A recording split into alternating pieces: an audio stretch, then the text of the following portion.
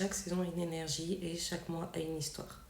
Et à partir du moment où on comprend ça, que chaque période peut avoir une énergie qui va être plus dans l'action ou d'autres plus dans l'observation, et que chaque histoire de mois par rapport à son nom revient d'une mémoire qui est collective, on peut justement travailler sur quoi développer en fonction de chaque période. Et le fait de pouvoir développer et travailler dessus, donc de s'aligner aux énergies de cette période, ça évite tout ce qui va être fatigue, qu'elle soit physique ou mentale. Et donc, bienvenue en juillet. Juillet, c'est un hommage à Jules César. Juillet, Julius, Jules César. Ça a été un hommage après son décès de nommer le nom d'un conquérant dans un mois de l'année. Et du coup là-dessus, je vais te parler de quoi développer, sur quoi te concentrer durant ce mois. Du coup, pour comprendre les énergies, il y a toujours un peu d'histoire à connaître pour comprendre la mémoire qu'on a qui est collective. Donc, comme je disais tout à l'heure, juillet vient de Julius, donc Jules César. Mais avant, c'était Quintilice, le 5e mois de l'année, parce que les mois commençaient en mars, avril, mai, juin, juillet, 5e mois. Donc, sur du milieu de l'année. Et c'est important de savoir qu'on est sur un 5e mois, car les noms qu'on donne au temps reflètent ce qu'on y vit. Et cette période, elle est comme le mois de juin. On est au sommet de la puissance solaire, là où le soleil éclaire le plus. C'est là aussi où la terre a mûri, ce qui a été semé est donc le moment de récolte. Encore et toujours comme celui du mois de juin, c'est la période où on a le plus de fruits, plus d'abondance, et donc de recevoir ce qu'on a semé. C'est aussi une période où on est censé avoir une énergie vitale très haute, donc de passer à l'action. D'ailleurs, la plupart des peuples anciens, quand on était dans cette période, s'il y avait des rituels pour la purification, ce qui était utilisé, c'était le feu. Donc on reste vraiment dans une période de lumière, de soleil, de chaleur. Du coup, première chose avec toute cette énergie, l'idée c'est de rassembler ses forces pour atteindre la ligne d'arrivée. Peu importe son projet, peu importe les objectifs qu'on a pu se mettre durant l'année, et ceux qui ont été mis par exemple en janvier, c'est le moment idéal pour se dire ok, sur quoi je mets mes forces et comment j'atteins cette ligne d'arrivée. Parce que c'est là où tu es censé avoir la meilleure vitalité. Donc là, c'est à toi de mettre toute la puissance dessus. C'est aussi, et sûrement aussi, la période de mettre en lumière les projets sur lesquels tu as travaillé. C'est-à-dire que si tu avais des objectifs, des envies d'avancer, quels qu'ils soient, c'est peut-être le moment d'en parler. C'est peut-être le moment de faire parler d'eux, de les mettre en avant, en tout cas de les exposer. Et là-dessus, c'est important, c'est que comme on est dans une période, comme je disais, de récolte, si un projet ne porte pas ses fruits, malgré tes efforts, et c'est très important, c'est-à-dire il ne porte pas ses fruits parce que tu avais un projet mais qu'il n'a pas avancé, mais tu as travaillé dessus, tu as fait des efforts, mais tu vois que ça ne pousse pas, c'est aussi le moment de discernement.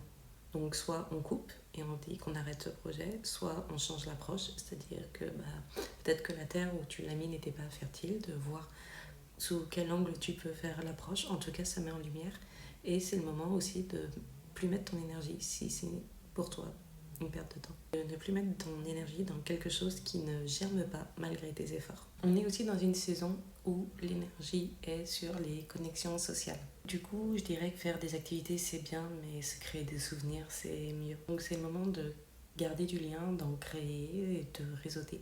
C'est le moment d'organiser des dîners, d'entretenir des relations et surtout celles qui apportent de la joie. Parce qu'on est aussi sur le mois de juillet avec l'émotion qui est dominante, c'est celle-ci. Et pour une fois qu'il y a une émotion qui est positive, autant la prendre à 10 000%. Sortir dans une période qui est ensoleillée, symboliquement, c'est prendre la lumière et laisser son corps absorber l'énergie solaire pour être vu. Donc utiliser cette symbolique pour profiter, pour être vu, pour passer des moments, pour briller. On est clairement dans cette période. Plus tu profites des gens et tu gardes des moments légers avec eux, meilleure sera cette énergie pour toi. Mais aussi, le fait de faire des sorties, de faire la fête, c'est la période des excès et celle de l'ego. Et on en revient à ce que je disais tout à l'heure qui est intéressant, c'est qu'on est dans un mois qui porte le nom d'un conquérant, qui porte le nom d'un homme qui a marqué l'histoire. C'est un mois qui a été donné à une personne. Mais en tout cas, par rapport au fait de travailler l'ego, c'est une piste de réflexion qui est assez intéressante pour observer chez soi son ego. et savoir exactement où son ego veut prendre le dessus. Où est-ce qu'il cherche à dominer, où est-ce qu'il cherche à marquer son territoire. Donc c'est certes un moi de puissance, mais pas forcément en pliant les autres. Mais en tout cas, où on peut prendre le temps d'observer justement, que ce soit avec les projets sur lesquels on a mené, que ce soit les réseaux qu'on peut avoir, les liens qu'on peut avoir avec les personnes, où notre ego a tendance à tirer, quand est-ce qu'il parle et qu'est-ce qu'il veut dire. Du coup, pour t'aligner à cette énergie, tu peux, justement en observant ton ego, développer ton discernement de ce qui mérite d'être poursuivi ou de ce qui mérite d'être lâché. Discerner si c'est de l'ego ou si c'est de l'intuition. Quelles sont tes motivations profondes et vois si c'est ton ego qui répond. Aussi, quand je parlais de la symbolique, de prendre l'énergie du soleil en s'exposant, plus que développer l'ego, développer ton magnétisme. C'est te montrer, mais sans calcul derrière. C'est de créer des liens et de se montrer authentique et de vivre l'authenticité.